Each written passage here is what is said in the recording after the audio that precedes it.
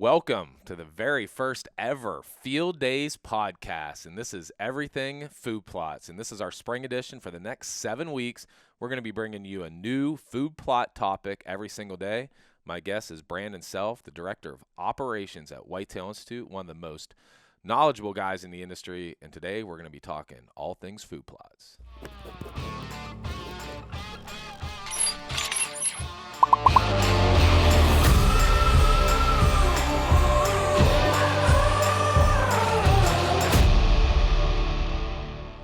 Hey everybody, Jason Say here with the first ever Field Days podcast. And I guess before we get into our guest here, I'm going to explain a little bit about what Field Days is. And Field Days, if any of you know me, I'm a hardcore food plotter. I've been food plotting for a long time. Have some groups, do a lot of work. Fortunate to work with Whitetail Institute, do a lot of work with these guys. And I get a ton of requests of guys who send me emails, call me, and say, hey, could I take a tour of your property sometime?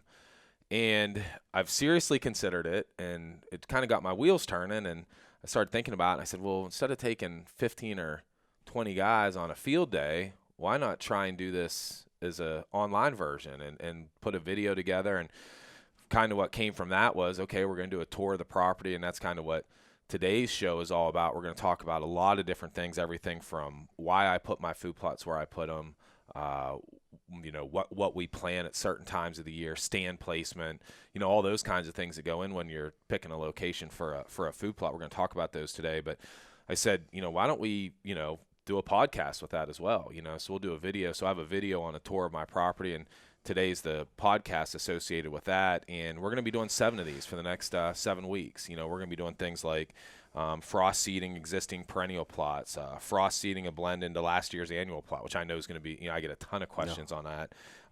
Spring planting, all about spring planting those food plots. And then we're going to, have a special guest on here talk about kind of all the, the new buzzwords like no-till and, and hinge cutting and habitat improvement, all those kinds of things, soil health.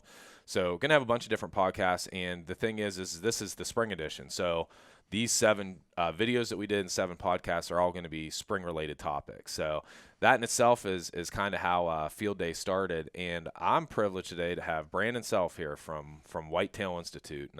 Brandon's been with Whitetail Institute, what did you say, 14 years? 14 years. 14 years. This is all he does is food plots for Whitetail. So we're happy to have him. You're the Director of Operations That's there, right. correct? Yes. Yep. And you're from Alabama. Alabama. We got him all the way up here to Pennsylvania. He doesn't know quite what to think. Everybody's been nice to him so far, though. It's great. It's great.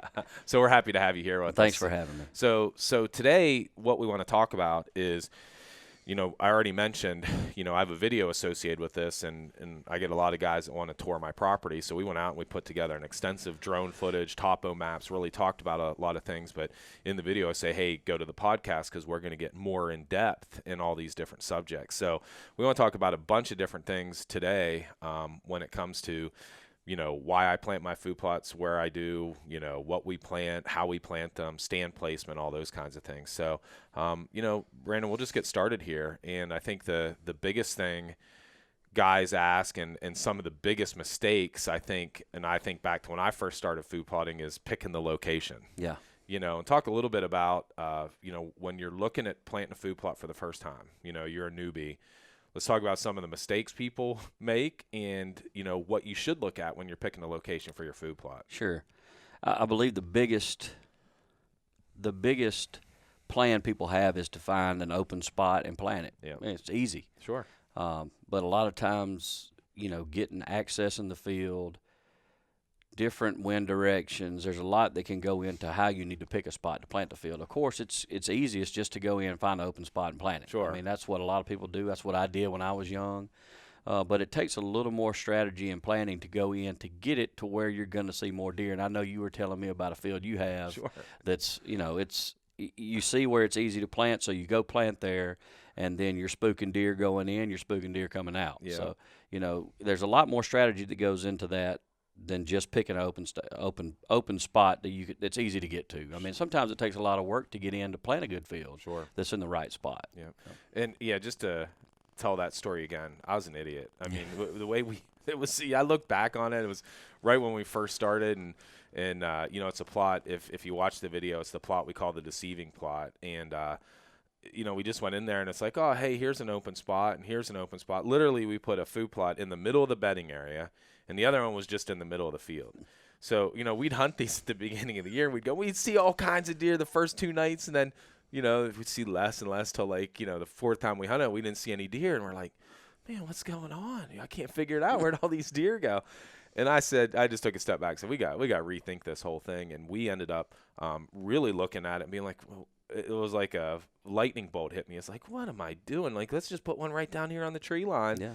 And, we looked at how we were going to get in and out of that. I mean, I can literally get into that food plot with deer in the food plot and not scare the deer. And we can get out of there without scaring deer they're going. But when we first did it, I mean, the deer were heading to they'd hit the food plot that we were hunting, and then they'd head out to the destination. Literally, we were walking right through it, just deer flying out everywhere, and it was just some of the dumbest things I ever could have done. And I think that's the biggest thing is the entrance and the exit to the field, because a lot of people are putting a field in the middle of their property, and they're walking straight through the middle of the property to get to the field, and then they're crossing the field to get to the stand, instead of putting the stand on the bottom side of the field where you can just walk right to the field edge to get in the stand. Sure, you got to think about those kind of things when you're putting in food plots. And a lot of people that are newbies to the food plot don't think about that. They just think if I plant it, they're going to be in there. Well, that's not always the case.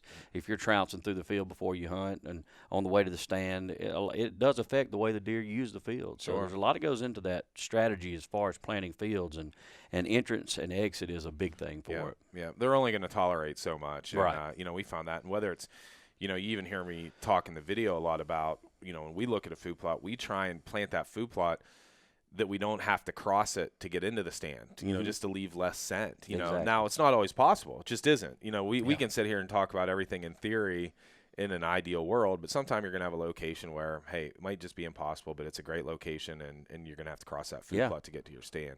But if you can, we try and, the best ideal situation is that you can get into that stand if you're hunting on the food plots or off the food plots, and we'll talk a little bit more about that later, but that you don't even have to cross the food plot. You're not leaving that scent down. So, and multiple stand locations can also help with that. Sure. Give you different options of ways to hunt that certain field. Sure. Yeah, let's talk a little bit. I think we covered pretty much with location, and I think the main takeaway to take there is strategize. Like, don't just put it in the easiest place to put it. Yeah, think about it. Yeah. Put a little effort into designing your property for food plots. I mean, if it's a new thing to you, it takes the more advanced work in advance you do, planning, strategizing, the better these fields are going to pay off, the more deer usage you'll have. So don't just go into it like we talked about planting just an open spot. Think about how you want to plant it. Pattern your deer. That's a big thing. Go watch your deer early, pattern your deer, and that way you'll know where the best spots to put these fields are. Yeah, I'd say that's the biggest thing, and the one thing I've learned. And I have a lot of guys who send me questions, and they'll say, you know what, I'm surrounded by a lot of agriculture, and things like that. I'm competing with a lot of things, and, a lot of times, we were talking about this yesterday. Man, if you can get a food plot between the bedding area and the destination field, the ag fields that they're heading to, man, that can just be a killer. One, the deer getting there earlier. I shot a 154-inch buck here in Pennsylvania, and that's exactly what it was. We were between the bedding area, just an ideal location to where they were heading to the destination. One is they get there a little bit earlier, because it's not the final destination. And, again, it's just, looking at it, where's the bedding area? What are you trying to accomplish? Having a little bit of strategy that goes into it instead of like, oh, here's a good place for a food plot. Exactly. And, that all being said, everything in theory is great, but you're going to put a food plot in, and I guarantee it's going to, if you plant enough food plots, you're like, man, I really thought this out. But it's like, man, this food plot should be over there. Yep. It's going to happen. A lot of times you'll have to move them. Sure. Yep. As you learn the deer. So anyway, let's wrap that up a little bit about, where we're picking to plant a food plot and how we're deciding where we're going to put that plot, to a little bit of stand placement, and how we want to place our stands. And we talk, I have a lot of food plots where I have stands right on the plots. People sometimes will give me a hard time, like, what do you should have that up. But we've been super successful with having stands. I have stands on almost every one of my plots. And then there's other plots we were talking again about yesterday. I showed you some of them where we have stands off. It's just better, you can get them down in different places, and they're back in the hardwoods a little bit, off the plots. So everything's different. But let's talk a little bit, when you talk to guys, I know you get tons of calls all the time. What do you tell guys when you're looking at placing those stands? Well, like you say, if if this plot is a heavily used plot, a stand right on the field can do fine. A lot of times you'll need to catch them coming to the field to graze, and like you say, put the stand off of the field. What the best option we found to work best for us is find a trail they're using coming to the field. A lot of times it's very obvious where they're coming to the field at, and they're going to use that trail most of the time.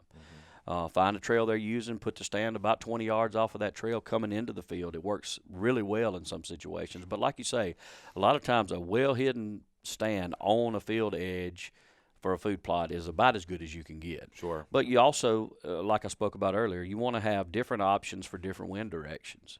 And a lot of people, I know when I was young, I didn't think about wind. I just got in the stand, and then deer would come downwind from you, and you'd never see anything.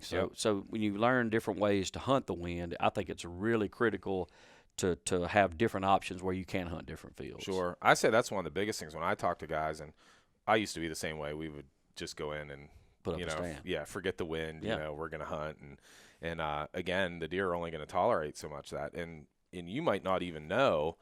Like, oh, I didn't hear any deer blowing. I didn't scare anything that night. You have no clue. If you're hunting the wind and it's not the right wind, it's blowing back to the bedding area, you're going to see less and less deer. That's just how it is. And I'm fortunate I have a nice chunk of property that we have stands set up for every wind direction. I have options, you know, and things like that. And, and I'll say, like, I think we're all kind of there.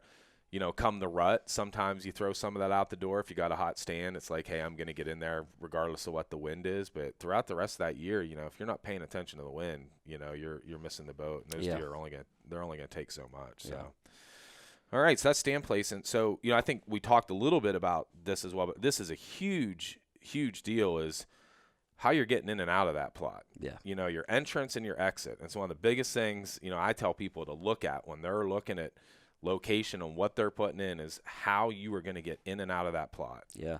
Critical mistakes that I made again when I was young, and a lot of young hunters do. You just don't think about that kind of thing. But, once you do start thinking about it and planning in advance, it's a tremendous amount of deer you see compared to what you did before. Sure. We have a new Whitetail Institute product called Conceal, which a lot of people are using strictly for entrance and exit to the fields. Yeah. It's a tall annual crop that's good for concealment, and it helps you plant it in strips, anywhere from 10 to 20 foot wide. It grows up taller than you, so you can walk you can walk through the middle of a field to get to a stand as long as you have it planted as a screen perimeter crop. It's a great product for that. But planning that entrance and that exit to the field, to your stand, is, to me, one of the most critical parts of planting a food plot. Sure. And the best thing you can do is and I've used Conceal, and I've used it exactly for that, because we all know, man, I have this great spot for a food plot that's just in a perfect location other than my entrance and exit. My entrance and exit. So that then is an option to plan a screen like Conceal. The best case scenario is that you have a great spot and you have a good entrance and exit. And I talk about that plot we call deceiving.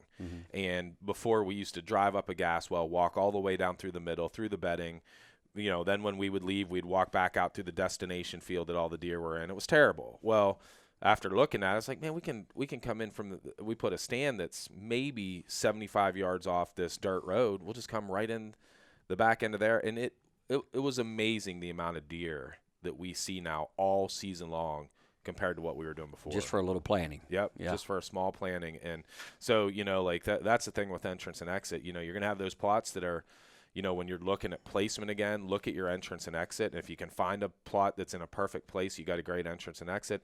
If you can't, then the screens are a good option. Yeah, it definitely is. There's different ways to skin a cat, as we say. Yep. So, all right. So let's talk about the next thing, and this is, a lot of people ask me this, is what should I plant?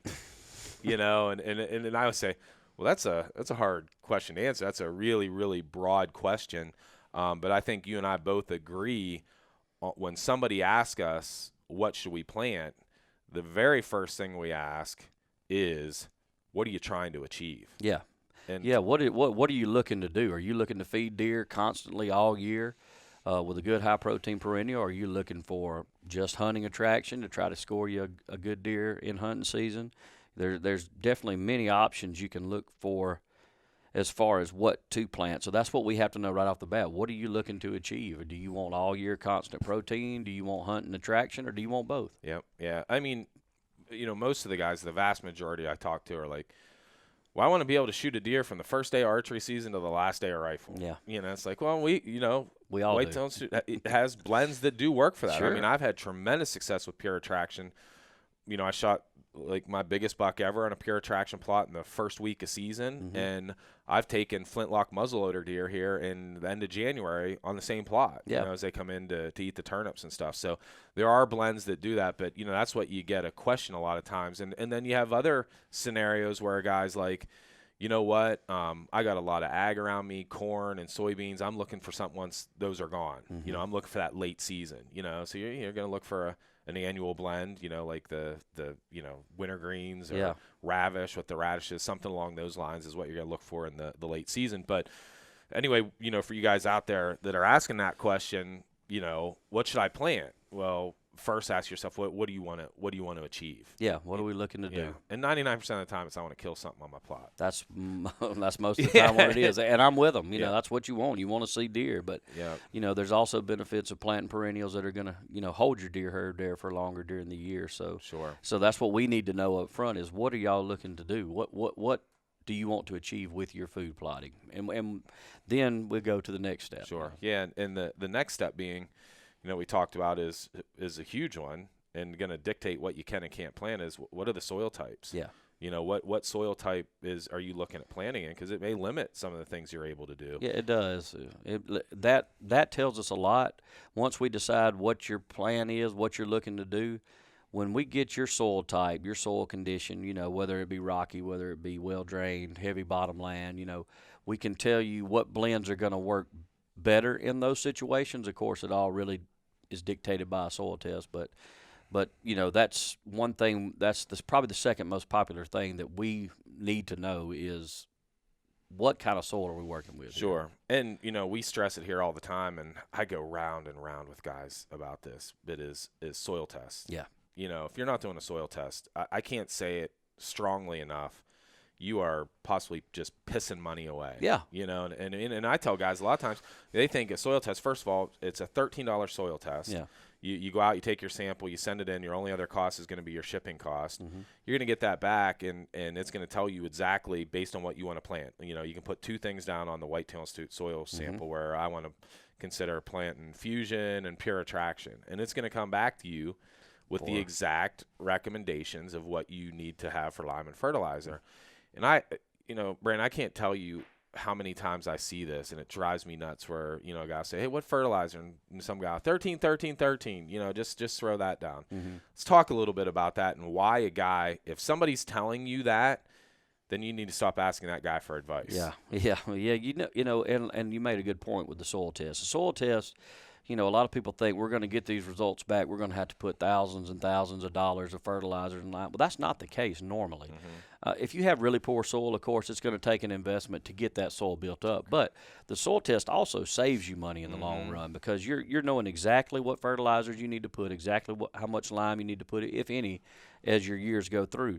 And so instead of just like your neighbor says, go throw 800 pounds of triple 13 on there, well, the soil test may say you don't need but 100 pounds. Yep. So that saved you a lot of money just in fertilizer instead of going with a recommendation from a guy that, plants something else. Yeah, and I can tell you, I'll be honest, first time I planted food plots, there was sticker shock. Yeah. And I did that soil sample the first year, and it's calling for 6 ton of lime on a half-acre plot. You're like, gee, this is going to break me. But then the next year you get your soil sample back, you bite the bullet, and you get hey, I don't need anything this year. Once you – and that's I tell guys, bite the bullet, man. Do it right. Get your pH and do the soil samples and do them every year.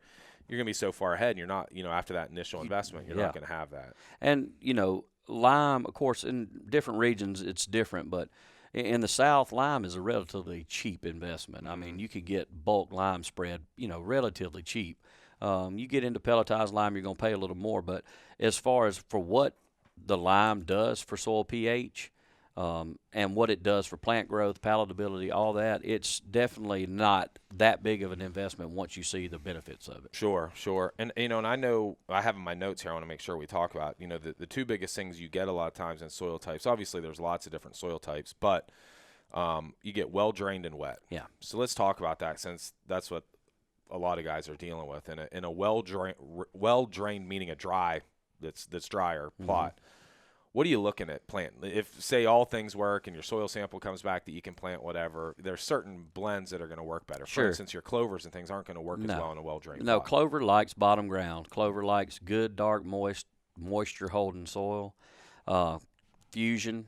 The thing with fusion is it likes bottom ground because it's a lot of clover, but it does have chicory. So if you have a little drainage to your soil, the fusion will do fine because the chicory can stand drier times. So clover, fusion are our best two crops for bottom land. As far as well drained soils, and we're sticking to perennials right now. Alpha Rack Plus works well. Alfalfa doesn't like a lot of moisture, so Alpha Rack Plus works well in drained soils. Extreme, Chick Magnet. Edge, all of those will work in a well-drained soil. Yeah. And then you go to annuals. Really, annuals, they're going to work in a wider range of soil types. Sure. So, a lot of times you don't want to plant brassicas in a really, really wet soil because they can rot. Yep. Just if they hold a lot of moisture. But annuals are very. You can work them around in different soil types. Sure. So the next thing I have on my list, we want to talk. We get this all the time. Guys say I have limited sunlight. That's a big thing. Guys are planting food plots in the woods. Yep. And a lot of times we'll say, hey man, cut some trees and get some more sunlight in there. But we do have blends. But at minimum, what you're looking, even best case scenario, you're looking minimum 4 hours of sunlight. With the secret spot in the bow stand, 4 hours of filtered or indirect sunlight will usually. The way I tell about Secret Spot, when we first started with the Secret Spot, I remember we had a piece of property we hunted where I was walking through the woods and I just saw sunlight coming through the canopy and was hitting the ground. And I thought, this is a great place. There was deer traveling through there. Why not try the Secret Spot here? So, it's just a beam of sunlight hitting the ground in a small circle. We put the Secret Spot in there, and it was probably about 3 hours of filtered sunlight. Sure. And the Secret Spot grew like crazy. Yep. Secret Spot, bow stand, they both grow in minimal sunlight, minimal ground preparation.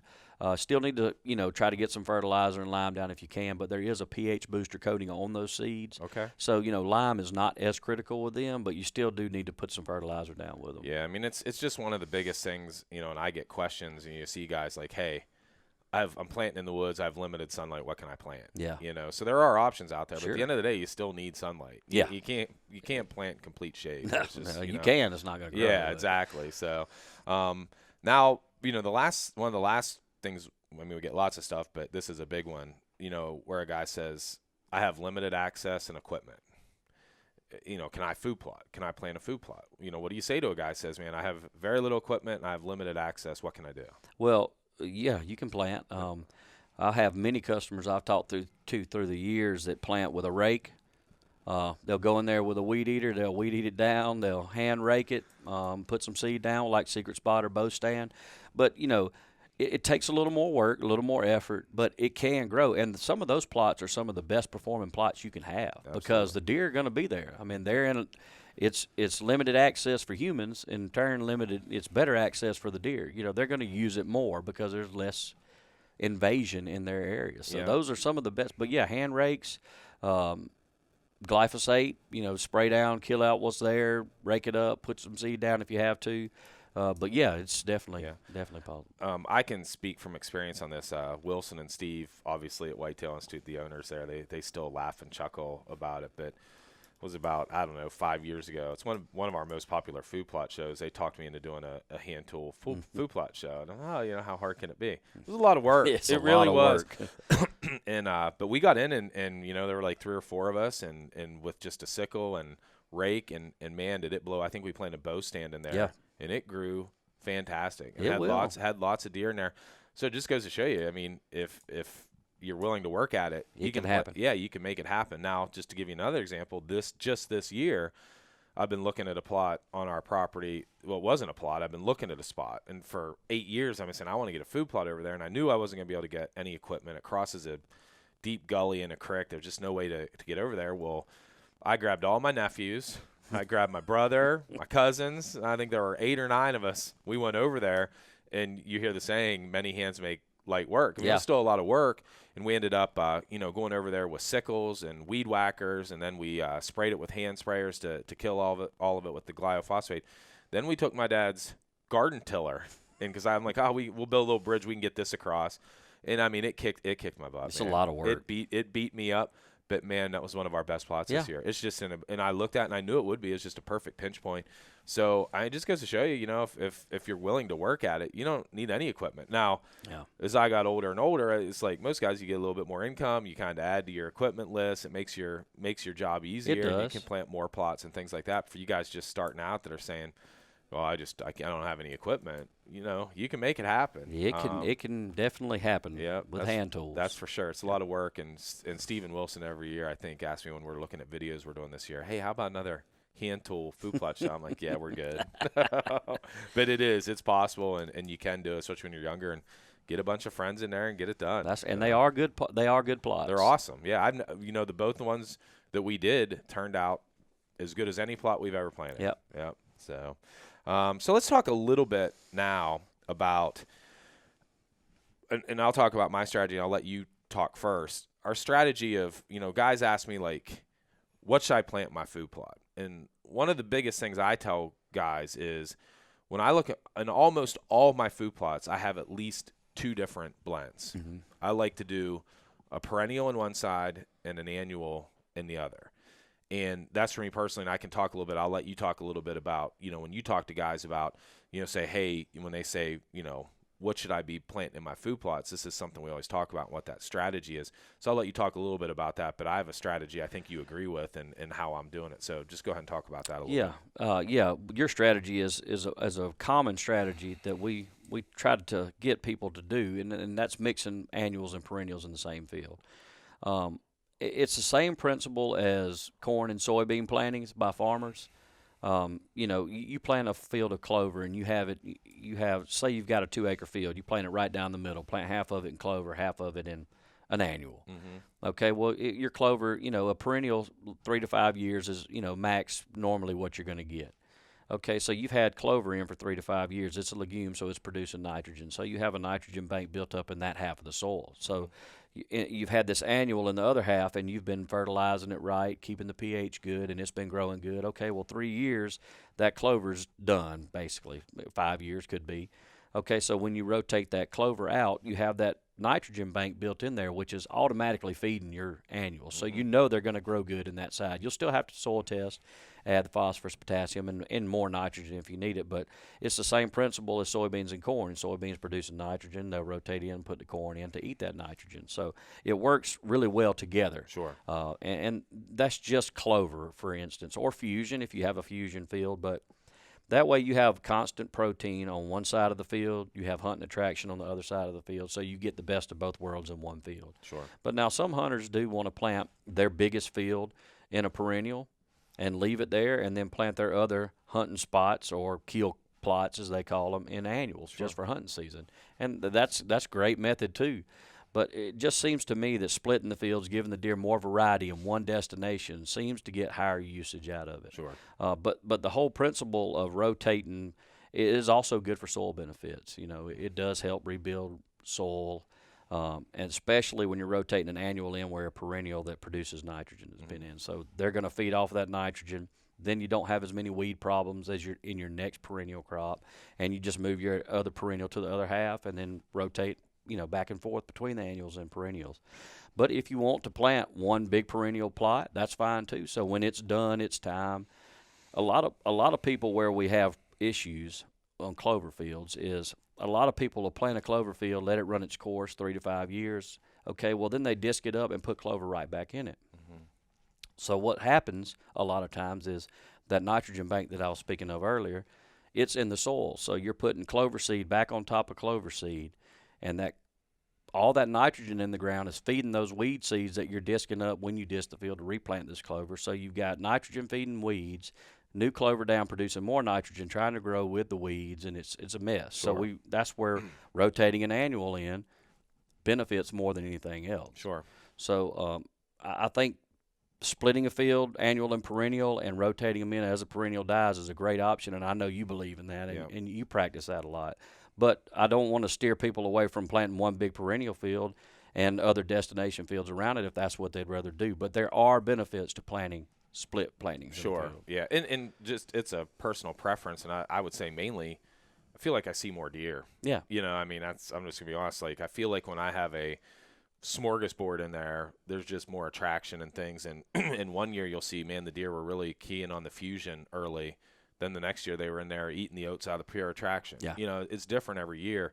But I like the idea. And like you said, you know, I probably end up with about 60% of all my plots in perennials, like clover and fusion. My absolute favorite is fusion. Yeah, I mean, it's a great product.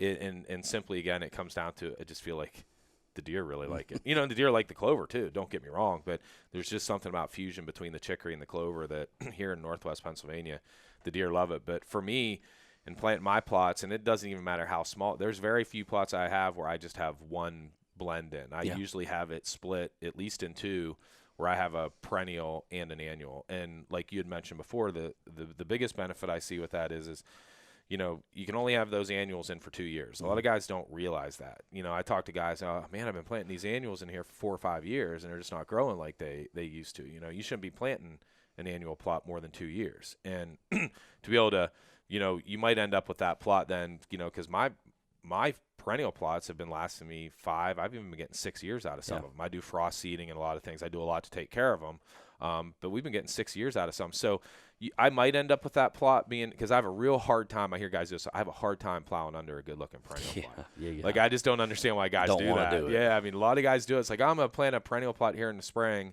and then I'm going to plow it under. And I'm like, why would you do that? You know, and it's, you know, they have different reasons and things like that. But I have a real hard time. So I might end up with that plot being a perennial plot, all perennials for, you know, a year or so. Yeah. And then when that burns out, then I'll plant annuals on the other side. It's just been a great method for me. Even if I have a really big plot, I might plant 3 or 4 things. Yeah. You know, and I talk to guys and they're like, oh, why don't, you know, and I try and steer guys away from this is, you know, guys say, oh, I'm going to put winter greens in my pure attraction. And I'm like, you need to be really careful with that. And why are you doing that? Oh, I want some more turnips. Well, then just plant winter greens, you know, because you might end up those blends are specifically formulated. Unless you really know what you're doing, Yeah. you can kind of run into trouble. Yeah, that's a lot. We have a lot of problems with that. You know, overseeding is not a bad thing, but when you're overseeding certain crops into other crops, it can end up being like if you overseed a whole planting of winter greens into pure attraction, well, then you're just ending up with winter greens. Sure. Because the winter greens are big leafy brassicas, they're going to shade out a lot of your other stuff. So, yeah, and you can call the Whitetail Institute and talk to them, us, about how, you know, if you want to overseed something into an existing field, call us. We'll tell you exactly what we think is the best seeding rate to use. But, yeah, you got to be careful when you mix and blends. Yeah, and I've been planting your products for 13 years now, and I've never mixed a blend. Yeah.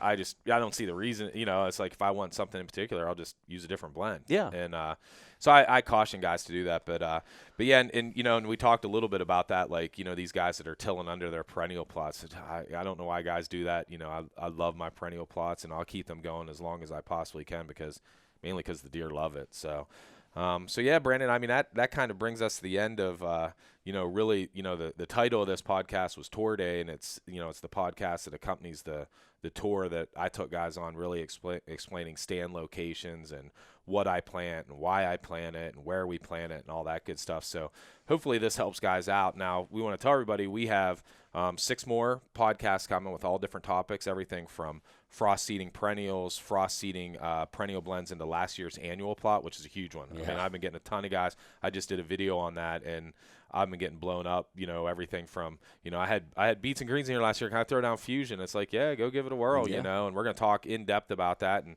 then we get the guy saying, hey, I got a hay field. Can I go throw out some clover seed here? And we need to talk about that. Yeah, we got to talk about that. Let's talk about that. So we're going to cover that. We're going to talk about spring planting, you know, all about spring planting a new food plot, how to pick what you want, you know, the benefits of certain seeds over others and things like that. And then I have a show plan. I'm going to go on one of my rants. You know, I know you're excited for that one, but we deal with a lot of kind of bonehead comments and stuff sometimes that we just feel like we need to clear up with people. So we got a lot of good stuff coming. So we hope you'll subscribe to our podcast. Watch all the videos. They're on our website at wiredoutdoors.com. You can go and click the Field Days link, and all the videos are on there. I do a tour of my property and shows with each one of these. And Brandon, you're going to be with us for a bunch more of these, and we have a couple other guests coming in. But I really appreciate you being here. Oh yeah, thanks for having me. Yeah, and give us real quick the Whitetail Institute website and phone number. I know you guys, we hear it all the time. Their customer service is the best. You're not going to find any better customer service. You're going to call and you're going to talk to somebody. So give us your website and phone number. So you can find us at whitetailinstitute.com. Our website, 800-688-3030 is our phone number. And like Jason said, you call, you're going to talk to one of us. I mean, you're not talking to a phone operator. You're talking to a salesman that knows the product, has been planting food plots. We're a company-owned business. Yeah. It's a family-owned. Family-owned, yeah. Company-owned, Wilson too. and Steve going to get mad at you. Yeah, they will. Yeah. Yeah, so we've been there. I've been there, like you say, 14 years. John White, who's the sales manager, has been there since the day they opened. So there's a lot of us that are working in the office that have been doing it for a long time. So feel free to call us. Super knowledgeable. One of the number one things I see when I'm talking to guys, and they're super loyal to Whitetail Institute, and they say, hey, it's a premium blend that they're willing to pay a little bit more, but it's the customer service they get. So if you guys, you heard us talk about a lot of things, but if you have any questions, give them a call. Yeah. All right, and we'll see you on the next Field Days podcast. Thanks for joining us.